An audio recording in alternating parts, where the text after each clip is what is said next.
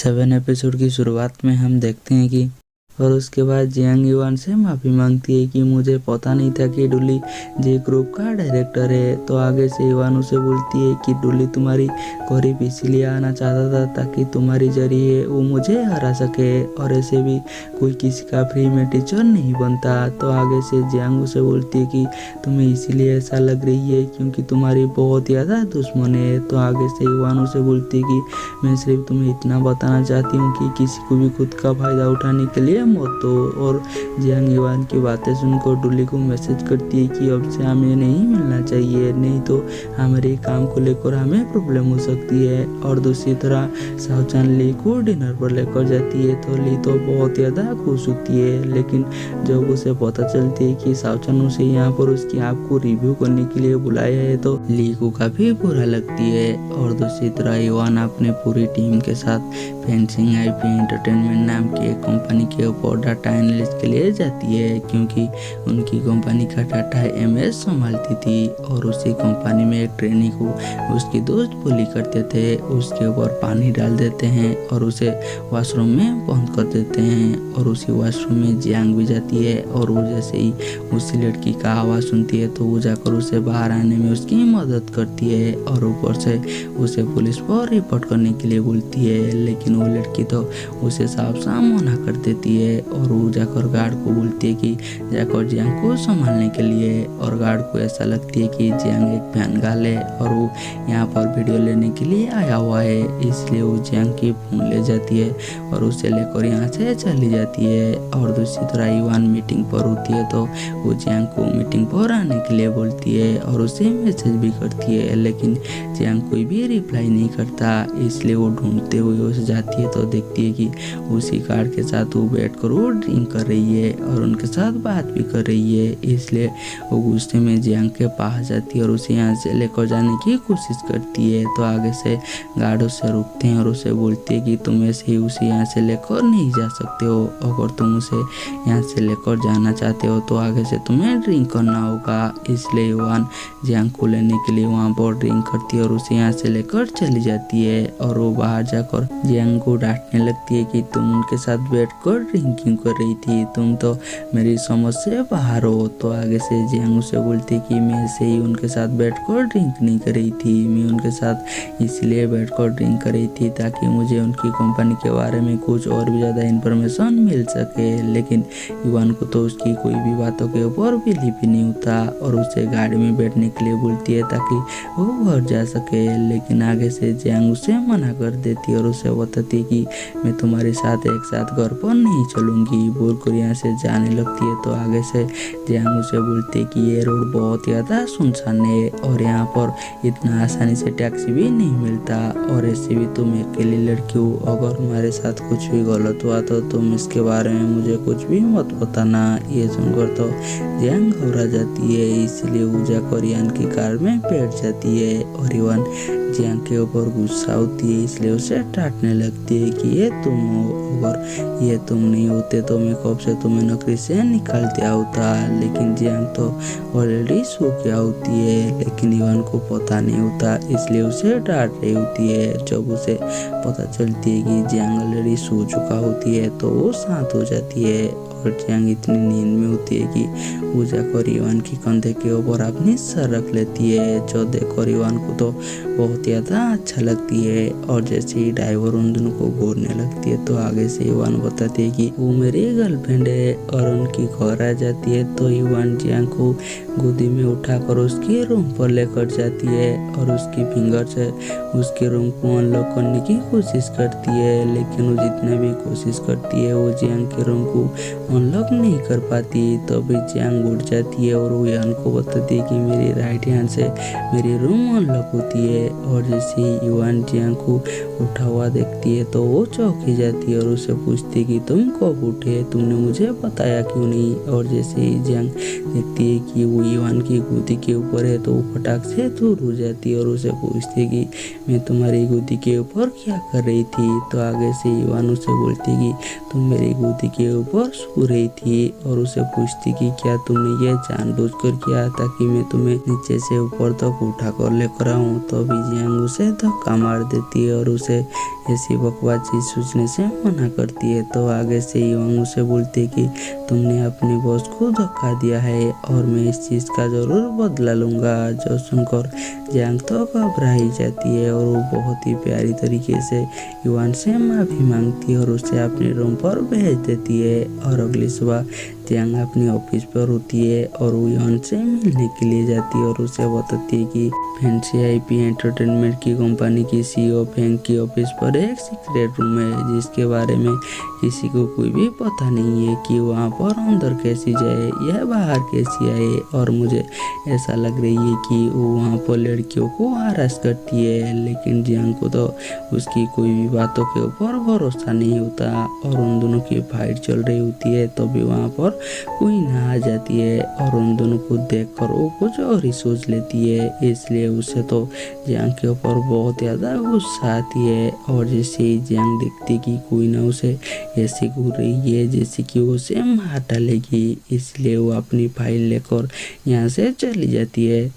और उसके बाद डोली लिंडा के साथ अपनी फादर की बर्थडे पर जाती है, लेकिन डोली और उसकी फादर की बिल्कुल भी नहीं जमता क्योंकि वो दोनों एक दूसरे को बिल्कुल भी पसंद ही नहीं करते। और उसी पार्टी में फेंगाई की प्रेसिडेंट फेंग भी आया हुआ होती है और डोली को पता होती है कि फेंगाई की ऐसी डैमेज संभालती है, इसलिए उसकी प्रेसिडेंट के पास जाती है और उसे अपनी बिजनेस कार्ड देती है और उसे बोलती है कि अगर तुम्हें मदद की ज़रूरत है तो तुम मुझे कॉल कर सकते हो। और दूसरी तरह जियांग अपनी दोस्त की स्टोर पर जाती है और उसे आज दिन भर जो भी हुआ सारी बातें बताने लगती है और उसे बताती है कि शायद मैंने पिछली जिंदगी में कोई गलती किया है, इसलिए यांग मेरी गले ही पड़ गई। और उसे बताती है कि आज मैं युवान की ऑफिस पर थी और हम दोनों का सिचुएशन थोड़ा सा ऑकवर्ड था और उसी पोजीशन में कोई ना हमें देख लिया और उसे देखकर ऐसा लग रही थी कि वो मुझे मार ही डालेगी। तो आगे से ली बोलती कि तुमने शायद एक लव ट्रायंगल को टिकर कर दिया है और अब से कोई ना तुम्हें बिल्कुल भी नहीं छोड़ेगा, वो तुम्हें नीचे गिराने की पूरी कोशिश करेगा।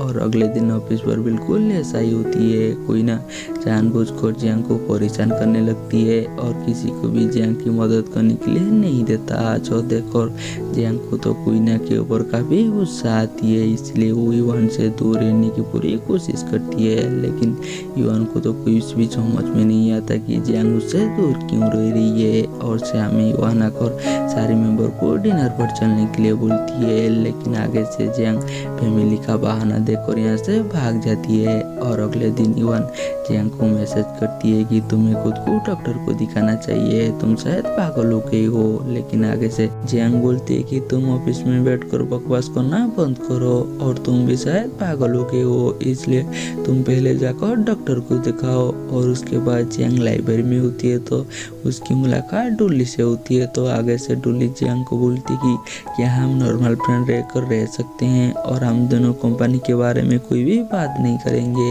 और ये बात है जियांग मान जाती है और उसी लाइब्रेरी में जियांग की एक कॉलीग सीन भी आया हुआ होती है और उन दोनों को एक साथ में देखकर उनकी फोटो खींच लेती है। और युवान जियांग से बात करने के लिए उसकी घर के बाहर खड़ा हुआ होती है और जैसे ही जियांग आती है तो उसे पूछती है कि तुम मुझे इग्नोर क्यों कर रहे हो, क्या तुम मुझे प्यार करने लगे हो और तुम्हें ऐसा लग रही है कि तुम मेरे काबिल नहीं हो इसलिए तुम मुझे इग्नोर कर रहे हो। तो आगे से जियांग बोलते है कि तुम ऐसी बकवास चीजें सोचना बंद करो। तो आगे से युवान बोलते कि अगर ऐसी बात नहीं है तो तुम चलो मेरे साथ ड्राइंग करो। और जियांग मान भी जाती है और वो दोनों जाकर उसी दीवार में ड्राइंग करने लगते हैं और वो दोनों वहाँ पर काफी एंजॉय भी करते हैं। और अगले दिन युवान के पास कोई जियांग और डोली की फोटो को शेयर करती है, लेकिन युवान को पता नहीं होता कि उसके पास ये फोटो किसने शेयर की है। और ये फोटो जियांग को दिखाती है और उससे पूछती है कि ये क्या है। तो आगे से जियांग उसे पूछती है कि क्या तुम मेरी पीछा कर रहे हो। तो आगे से युवान बोलते है कि तुम खुद को इतना कुछ किस्मत सोचना बंद करो और ऐसे भी मेरे पास कोई फ्री का टाइम नहीं है जो कि मैं तुम्हारी पीछा करूं। तो आगे से जियांग बोलती है कि मैं और डोली सिर्फ दोस्त हैं और हम दोनों कंपनी के बारे में कोई भी बात ही नहीं करते। तो आगे से युवान बोलते कि कोई आज ये फोटो मुझे शेयर किया है, अगर कोई डिप्टी डायरेक्टर को शेयर करता तो तुम उन्हें क्या जवाब देते। और ऐसे भी भी ये फोटो जिसने भी मुझे शेयर किया है वो तुम्हारी और डुली के खिलाफ है, और ऐसे भी मुझे तुम दोनों की रिलेशनशिप से कोई भी फर्क ही नहीं पड़ता, और ऐसे भी तुम्हें खुद के बारे में अच्छा या बुरा ही सोचना होगा। और उसके बाद जियांग दिखती कि वन अपसेट है तो उसे चेयर करने लगती है और उसकी नाम लेकर उसे बोलती है कि मुझे पता है कि तुम मेरी फिक्र करती हो, तो तुम इतना सीरियस क्यों हो जाती हो। तो आगे से इवान उसे बोलते कि तुम्हें शर्म नहीं आती अपनी बॉस की नाम लेते हुए, लेकिन जियांग तो उसकी हरकत से बाज ही नहीं आता, और इवान को तो उसकी हरकत बहुत ज़्यादा क्यूट लगती है। और उसके बाद जियांग टैंगजिंग से मिलने के लिए जाती है और उसे वांग के बारे में पूछती है, लेकिन आगे से टैंगजिंग तो कुछ ही बताता नहीं है। तो जियांग बोलती है कि मुझे पता है कि फेंसिंग में हर कोई तुम्हें बुली करती है, क्योंकि वहाँ पर वान नहीं चाहता है कि तुम काम करो। तो आगे से टैंगजिंग उससे बताती है कि जब मुझे एक शो से निकाल दिया गया तो वांग ने मुझे वादा किया कि उसने मुझे और एक शो पर मौका देगा, और कॉन्ट्रैक्ट साइन करने के बहाने में उसने मेरी पानी में दवाई मिला दी और मेरी फायदा उठाया है। और जब मैं उठा तो मैं उसकी ऑफिस की एक हिडन रूम पर थी, और उसने सबूत के हिसाब पर उस दिन की रिकॉर्डिंग वो जियांग को दे देती है। और जियांग घर आते वक्त उसे ऐसा लग रही होती है कि कोई उसे पीछा कर रही है, तभी उसका टक्कर डोली से होती है। तो डोली उसे बोलती कि क्यों ना मैं तुम्हारे घर तुम्हें छोड़ दूं, और क्योंकि जियांग को भी स्टॉकर का डर था इसलिए वो मान जाती है। और जैसे ही डोली उसे उसके घर पर छूटती है तो इवान ये देख लेती है और वो गुस्से में डोली के पास जाती है और उसे बोलती है कि मैंने तुम्हें बोला था ना कि तुम जियांग के पीछा करना बंद करो। तो आगे से डोली बोलती है कि अगर तुम चाहते हो कि मैं जियांग की पीछा करना बंद करूं तो तुम खुद ही जियांग की ध्यान रखो ताकि मुझे उसकी पीछा करना ना पड़े। और दूसरी तरफ वांग को भी पता चल गया था कि जियांग ने टैंगजिंग से मिला है और उसे सारी बातें पता चल गई है, इसलिए वो जियांग को अपनी ऑफिस में बात करने के लिए बुलाती है और उसे रिश्वत देती है ताकि वो अपनी मुंह बंद कर सके। जो देखो जियांग को तो और भी ज़्यादा गुस्सा आती है और उसे साफ साफ मना कर देती है और वो यहाँ से चली जाती है। और वांग को भी शौक हो गया होती है कि जियांग ने ये सारी चीज़ें रिकॉर्ड कर लिया है, इसलिए वो अपने आदमियों को कॉल करती है और उसे जियांग के फोन को डिस्ट्रॉय करने के लिए बोलती है। और उसके बाद जियांग जा रही होती है तो उसे ऐसा लगता है कि कोई उसकी पीछा कर रही है। तो अब एक आदमी जियांग के पास आती है और उसकी फोन और पर्स को छीन कर यहाँ से भाग जाती है। और जियांग को ऐसा लगती है कि उसकी फोन चोरी हो गया, लेकिन उसकी फोन वहीं पर गिर कर टूट गया था। और जियांग ऐसी हालत पर घर पर जाती है और जैसे ही युवान उसे ऐसी देखती है तो वो घबरा जाती है, इसलिए युवान उसे गोदी में उठाकर घर के अंदर लेकर जाती है और उसकी घाव के ऊपर दवाई लगाने लगती है। तो आगे से जियांग उसे टैंगजिंग और वान की सारी बातें बताती है। तो युवान उसे पूछती है कि तुमने जो सबूत रिकॉर्डिंग की थी वो कहाँ पर की। तो आगे से जियांग बताती है कि वो मेरी पर्स पर थी और मेरी फोन और पर्स चोरी हो गया। तो आगे से युवान उसे युवान की मामले से दूर रहने के लिए बोलती है, लेकिन जियांग उसे साफ साफ मना कर देती है और उसे बताती है कि मैं जरूर वांग के खिलाफ सबूत लेकर आऊँगा बोलकर वो यहाँ से चली जाती है। और दूसरी तरह ली शाओचान से मिलने के लिए उसकी यूनिवर्सिटी में जाती है, लेकिन शाओचान को उसकी प्रोफेसर ने मिलने के लिए बुलाया हुआ होती है, इसलिए उनसे मिलने के लिए वो चला गया होती है। तो अभी ली देखती है कि शाओचान की डेस्क बहुत ज़्यादा गंदा है, तो वो उसकी डेस्क को बहुत ही अच्छी तरह से सफाई करती है। तो भी वो शाओचान की लैपटॉप पर देखती है कि कोई लड़की शाओचान को मैसेज कर रही है, और उसकी मैसेज देखकर उसे ऐसा लगता है कि शाओचान का ऑलरेडी गर्लफ्रेंड है। और वो देखती है कि शाओचान ने तो उसके नंबर को एक कन्वीनियंट गर्ल का नाम दिया हुआ है। ये देखकर ली को तो बहुत ज़्यादा दुख होती है, इसलिए वो शाओचान से ना मिलकर यहाँ से जाने लगती है। तो अभी कुछ लड़कियाँ उससे शाओचान के बारे में पूछती है, तो ली तो शाओचान को चिनने से ही साफ साफ मना कर देती है। और वो शाओचान के ऊपर इतना गुस्सा होती है कि वो शाओचान का नंबर वहीं पर ब्लॉक कर देती है। और उसके बाद वो रोते हुए जियांग के पास जाती है और उसे बताती है कि एक लड़का मुझे डेट करने से पहले ही डंप कर दिया। तो आगे से जियांग उसे समझाती है कि इस दुनिया में और भी बहुत ही अच्छा लड़का है, इसलिए तुम एक अच्छे लड़के को ढूंढो और उसे डेट करो। और दूसरी तरह युवान को जियांग का फोन मिल गया होती है, लेकिन उसकी फोन बुरी तरह से टूट गया होती है। और दूसरी तरह हम डुली को देखते हैं जहाँ पर कि वो जियांग की बिल्डिंग के नीचे उसकी इंतजार कर रही होती है। और जैसे युवान डुली को देखती है तो उसकी पास जाती है और उसे पूछती है कि तुम यहाँ पर क्या कर रहे हो। तो आगे से डुली बोलती है कि मैं यहाँ पर कुछ भी करूँ इसमें तुम्हारी कोई भी लेना देना नहीं है। और वहाँ पर जियांग भी आ रही होती है और जैसे ही डुली जियांग को देखती है तो वो युवान को बोलती है कि अगर तुम जियांग को और किसी आदमी की बाहों में देखोगे तो तुम्हें कैसा लगेगा। ये सुनकर जियांग को इतना गुस्सा आती है कि वहीं पर डुली को मारने लगती है। ये देखकर जियांग आकर युवान को दूर करने की कोशिश करती है और यहाँ पर युवान जियांग के सामने बुरा बन जाती है। और यहाँ पर युवान जियांग को समझाने की पूरी कोशिश करती है, लेकिन जियांग तो उसकी कोई भी बात नहीं सुनता। और उसके बाद जियांग डुली को साइड में लेकर जाती है और उसकी घाव में दवाई लगाती है और उसे युवान की तरफ से माफी मांगती है। और ऐसे ही वो दोनों एक दूसरे को काफी दिनों तक इग्नोर ही करते हैं। और उसके बाद युवान फेंगजिंग की एक डायरेक्टर मिस्टर लिू से मिलने के लिए जाती है, क्योंकि उसे फेंगजिंग की सीईओ यंग की सारी काली करतूत के बारे में पता चल गया होती है और वो फेंगजिंग की सीईओ को हटाना चाहती है और उसके बदले वो मिस्टर लिू को उसकी सीईओ बनाना चाहती है। और दूसरी तरह जियांग टेंगजिंग से मिलने के लिए जाती है और उसे बताती कि मैं जब से तुमसे मिली हूँ तब से वहाँ के आदमी मुझे पीछा कर रहे हैं और उन्होंने मेरी फोन भी तोड़ दिया जिसमें सारी सबूत थी, इसलिए तुम्हें अब से संभाल कर रहना होगा। और उसके बाद जियांग अपने घर पर होती है और वो शावर ले रही होती है, लेकिन अचानक पानी आना बंद हो जाती है क्योंकि उसने पानी का बिल नहीं भरा था। और वो घर के चारों तरफ देखती है, लेकिन उसकी घर में बिल्कुल भी पानी नहीं होता, इसलिए उसे ना चाहते हुए भी युवान के घर पर जाना पड़ती है और उसे बोलती है कि मैं तुम्हारी बाथरूम यूज करना चाहती हूँ। लेकिन युवान परमिशन देने से पहले ही उसकी बाथरूम में चली जाती है। और यहाँ पर युवान आकर इंटरनेट पर सर्च करती है कि अगर कोई लड़की आकर तुम्हारी बाथरूम इस्तेमाल करे तो उसका मतलब क्या है। तो आगे से युवान को जवाब मिलते है कि अगर कोई लड़की आकर तुम्हारी बाथरूम इस्तेमाल करे इसका मतलब वो लड़की तुम्हारे ऊपर काफी ट्रस्ट करती है, जो देखकर युवान को तो बहुत ज़्यादा अच्छा लगती है। तो फिर जियांग की बाथरूम में चिल्लाने की आवाज़ आती है तो युवान उसे देखने के लिए जाती है तो जियांग अपनी बाल धो रही होती है और नीचे उसकी कुत्ता आ गया होती है, इसलिए युवान जाकर उसकी कुत्ता को लाने की कोशिश करती है। और इसी बीच में जियांग को कुछ भी दिखाई नहीं दे रही होती है, इसलिए वो युवान को लात मार देती है। और इसके बाद जियांग युवान से माफ़ी मांग रही होती है कि मैंने ये जानबूझकर नहीं किया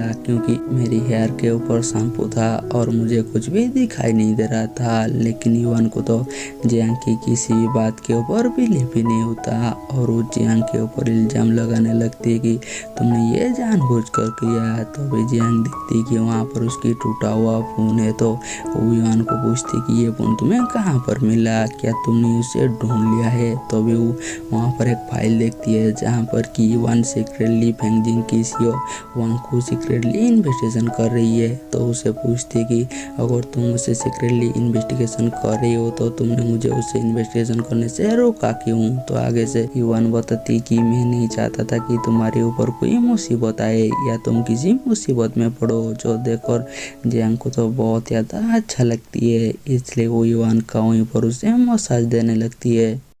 और उसके बाद फेंगजिंग की सीईओ वांग टेंगजिंग को हैरेस करने की न्यूज़ पूरी सोशल मीडिया में फैल गया होती है, इसलिए फेंगजिंग की बोर्ड ऑफ डायरेक्टर इमेज के ऊपर बैनिंग क्रिएट कर देती है कि उनकी स्टॉक प्राइस से नीचे ना गिरे। और दूसरी तरह लिया अपने स्टोर पर होती है और वो एक घड़ी टांगने की कोशिश कर रही होती है, लेकिन उसका हाथ वहाँ पर नहीं पाता। तो भी वहाँ पर सावचान आ जाती है और वो ली की घड़ी टांगने में उसकी मदद एक्सेप्ट करती है और ली शाओचान को अपने इतना करीब देखकर उसे किस करने के लिए जाती है, लेकिन वो उसे किस करने से पहले ही शाओचान यहाँ से चली जाती है और वो ली को पूछती है कि तुमने ही मेरी कॉलेज आई थी ना और तुमने ही मेरा डेस्क साफ किया। तो आगे से ली बोलती है कि मुझे बिखरी हुई चीज़ें बिल्कुल भी पसंद नहीं आता, इसलिए मैंने तुम्हारी डेस्क साफ कर ली और तुम मुझे माफ़ कर देना कि मैं तुम्हारी गर्लफ्रेंड की जगह ले ली। तो आगे से शाओचान बोलती कि मेरी कब से गर्लफ्रेंड हो गई। तो आगे से ली बोलती कि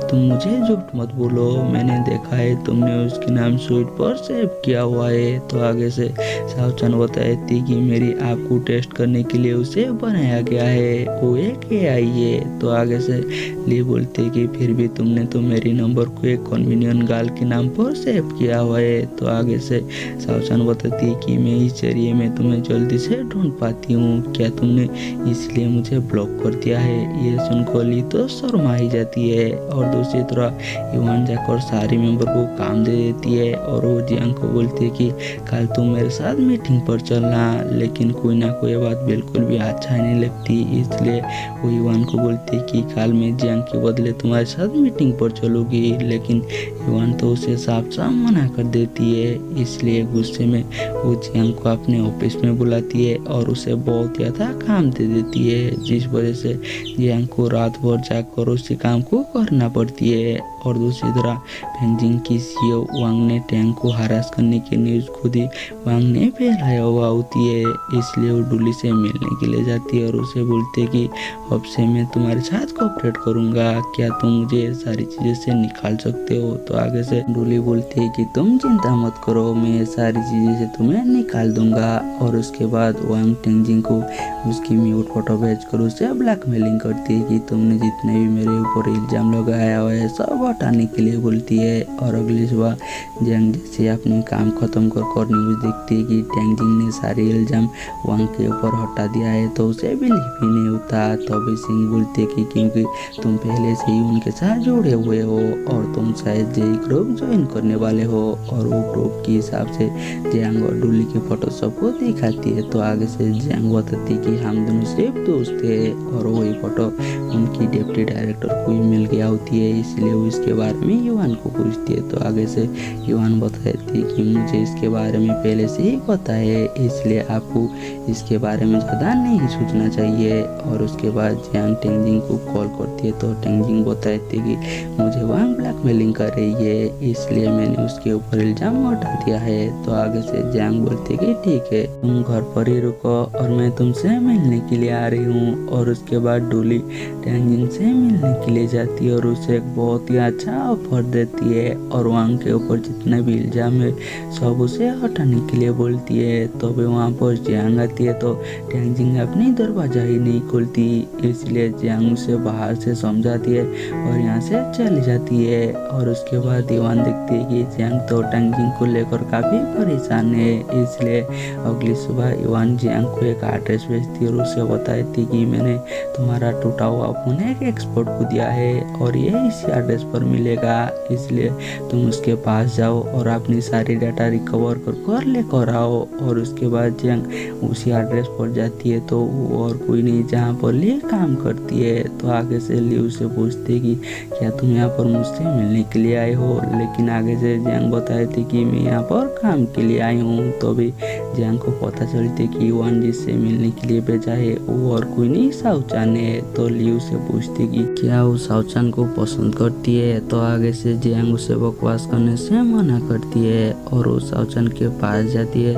और वो सारी डाटा रिकवर कर ऑफिस चली जाती है। और दूसरी तरह मीटिंग में वांग सारी बोर्ड ऑफ डायरेक्टर को बताती है कि यांग और मिस्टर लुओ मिलकर मुझे फेंगजिंग की CEO की पोजीशन से हटाना चाहते हैं। और वो प्रूफ के हिसाब से उन दोनों की मीटिंग का फोटो उन सबको दिखा देती है और वो बताती कि आज के बाद हम MS के साथ और कोई भी कोऑपरेशन नहीं करेंगे। तो भी वहाँ पर जियांग सबूत लेकर आ जाती है जिसमें वांग टेंगजियान को धमकी दे रही होती है और उसे चुप रहने के लिए बोल रही होती है, लेकिन वांग तो ये मानने से साफ साफ मना कर देती है कि ये मैं नहीं हूँ। तो आगे से जियांग उसे वही वीडियो दिखाती है जहाँ पर कि वांग उसे रिश्वत दे रही होती है। तो यहाँ पर वांग बहाना लगाने लगती है कि मैं जियांग को रिश्वत इसलिए दे रही थी ताकि मेरे ऊपर जो अफवाह उड़ाए ताकि इसमें मेरी कंपनी को कोई भी प्रॉब्लम ना हो। तो भी वहाँ पर टेंगजियान आ जाती है और उसकी गवाही की वजह से वांग की काला चिट्ठा सबके सामने आ जाती है और उसे कंपनी से भी निकाल दिया जाती है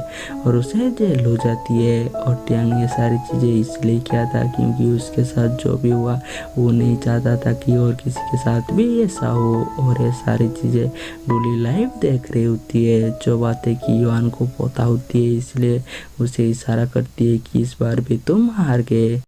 और उसके बाद डोली जेई ग्रुप से रिजाइन कर देती है, इसलिए लिंडा उसके पास आती है और उसे दोबारा से जेई ग्रुप ज्वाइन करने के लिए बोलती है, लेकिन आगे से डोली तो उसे साफ साफ मना कर देती है। और दूसरी तरफ जियांग युआन को बोलती है कि अब तो हमारे काम भी खत्म हो गया है, क्या मैं घर जाकर एक अच्छी से नींद ले सकूं। तो भी युआन उसे उसने जो भी गलती किया होती है सारी गलती उसे याद दिलाती है कि तुम्हें पता था कि वांग एक अच्छा आदमी नहीं है, फिर भी तुम उससे मिलने क्यों गए थे। तो भी जियांग का पेट जवाब देने लगती है कि उसे भूख लगी है, इसलिए युआन उसे बोलती है कि ठीक है, मैं तुम्हारे लिए आज एक बहुत ही अच्छी तरह से डिनर बनाऊंगा और उसे आने के लिए बोलती है। और यहाँ पर जियांग भी मान जाती है। और दूसरी तरह लिया अपने स्टोर पर होती है तो वो साओचन के पास जाकर उसे मूवी पर इनवाइट करती है, लेकिन आगे से साओचन बताती है कि मैं ऑलरेडी ये मूवी देख चुकी हूँ। और दूसरी तरह युआन जियांग का आने का इंतजार कर रही होती है और जैसे ही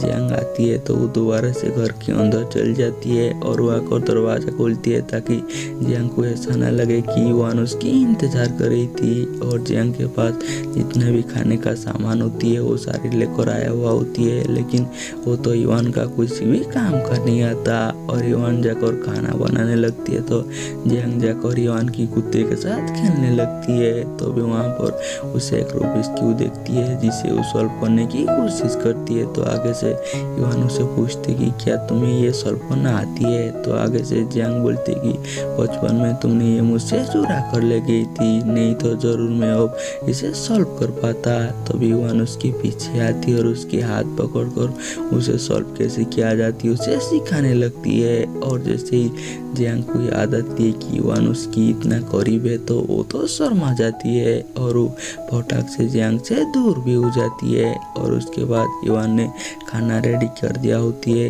इसलिए वो दोनों बैठ कर वहीं पर डिनर करने लगती है। और उसके बाद डोली युआन को कार रेस पर इनवाइट करती है तो वो डोली के साथ कार रेस करने के लिए चली जाती है, जहाँ पर कि युआन दोबारा से डोली से जीत भी जाती है। तो आगे से डोली युआन को बताती है कि मैं ऑलरेडी जेई ग्रुप से रिजाइन कर चुकी हूँ और मेरे पास पूरी अधिकार है जियांग के करीब जाने के लिए। जो सुनकर युआन को तो काफी गुस्सा आती है, फिर भी वो डोली को और कुछ भी भूल ही नहीं पाता।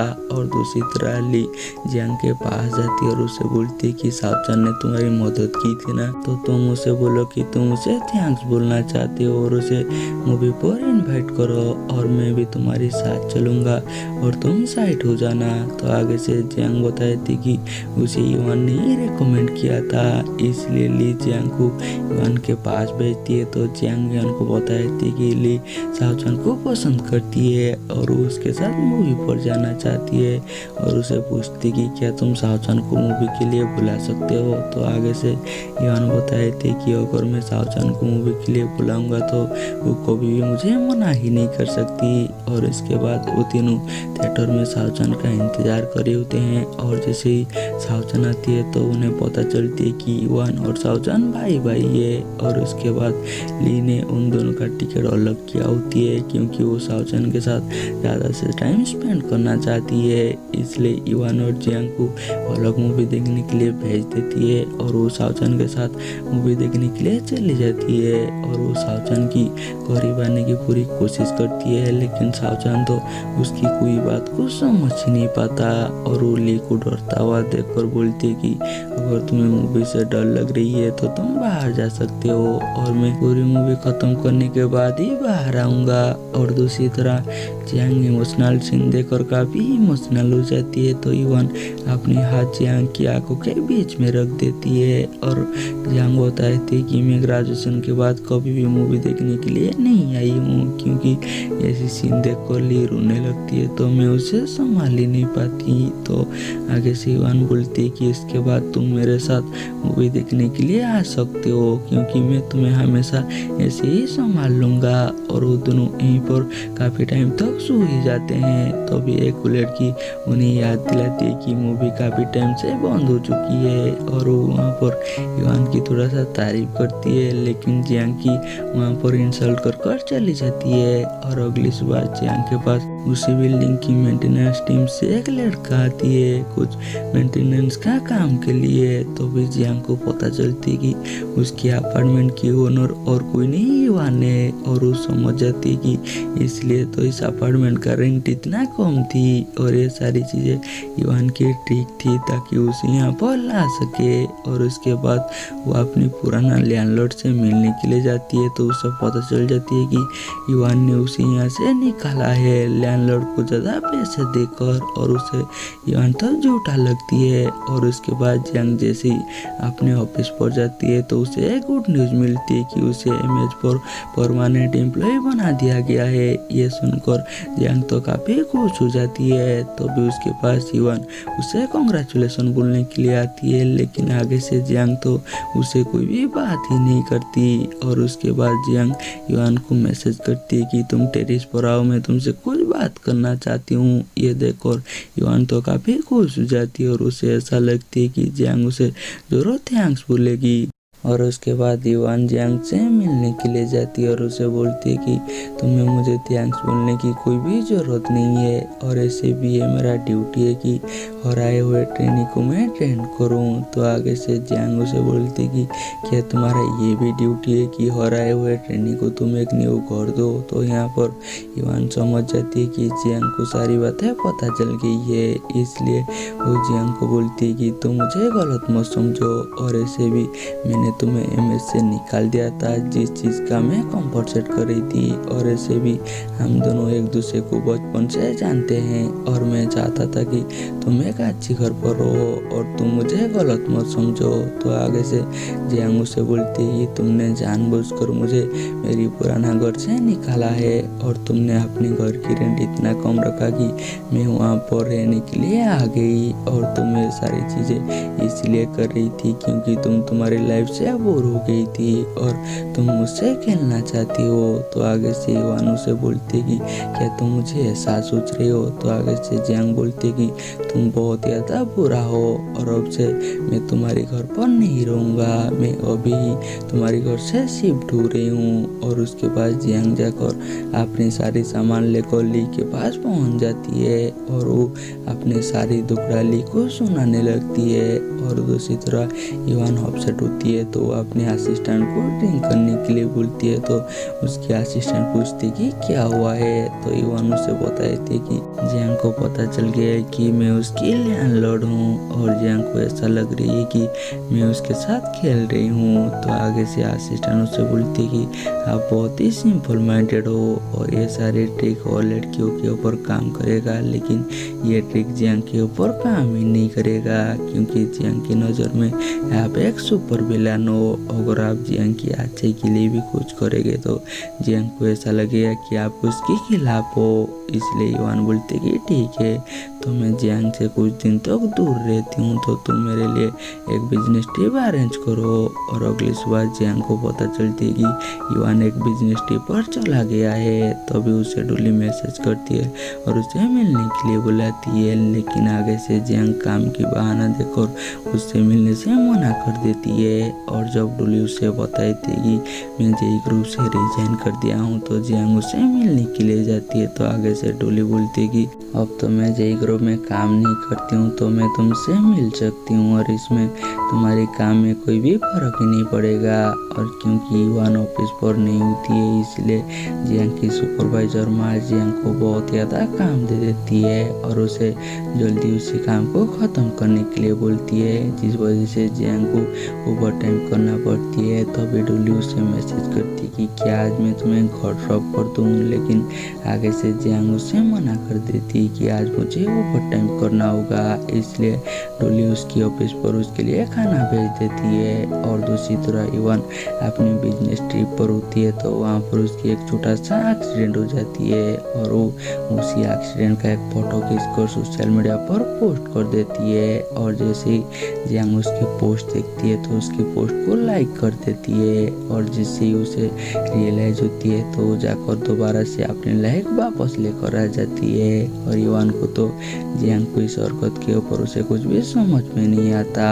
और बाहर उसकी असिस्टेंट अपनी गर्लफ्रेंड से बात कर रही होती है और उसकी गर्लफ्रेंड की जल्दी पढ़ाई ख़त्म होने वाली है तो उसके पास आने वाली है और वो इसके बारे में इवान को बताई थी कि मेरी और मेरी गर्लफ्रेंड की कभी भी लड़ाई नहीं हुई है और हम दोनों बचपन से साथ है। तो आगे से इवान उसे बोलती कि क्या तुम ये सारी चीज़ें मुझे जानबूझकर सुना रहे हो, तो आगे से असिस्टेंट उससे मना करती है। तो इवान उससे बोलती है कि मेरा पोस्ट को पहले जियांग ने लाइक की थी लेकिन वो दोबारा से अपनी लाइक वापस कर दी, इसका मतलब क्या है। तो आगे से असिस्टेंट बताई थी कि मुझे ऐसा लग रही है कि आपको जियांग से माफ़ी मांगना चाहिए। और दूसरी तरह जियांग अपनी काम ख़त्म कर देती है तो सुपरवाइजर माँ उसे क्लाइंट के साथ डिनर पर चलने के लिए बोलती है और ये सारी चीज़ें जियांग की एक कॉलीग भी सुन लेती है। तो इवान को मैसेज कर बताई थी कि सुपरवाइजर माँ जियांग को लेकर क्लाइंट के साथ डिनर के लिए जा रही है और वो क्लाइंट इतना आसान नहीं है और शायद जियांग यहाँ पर मुसीबत में भी पड़ सकती है।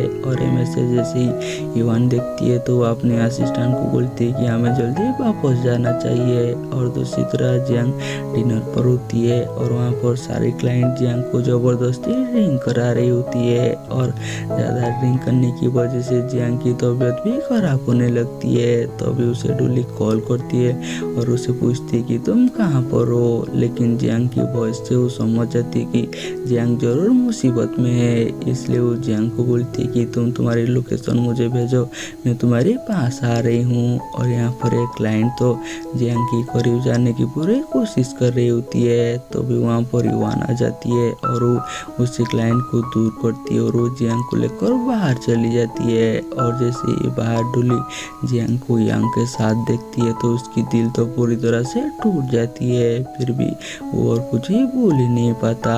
और यहाँ पर इवान जियांग को लेकर यहाँ से चली जाती है और वो जियांग को डांटने भी लगती है कि मैं इसलिए नहीं चाहता था कि तुम एमएस पर आओ क्योंकि यहाँ पर कोई भी चीज़ें आसान नहीं है। लेकिन जियांग को तो उसकी डांटों से कोई भी फर्क नहीं पड़ता क्योंकि वो नशे में होती है और उसकी ऐसी हरकत देख और यांग तो उसके ऊपर पिघल जाती है।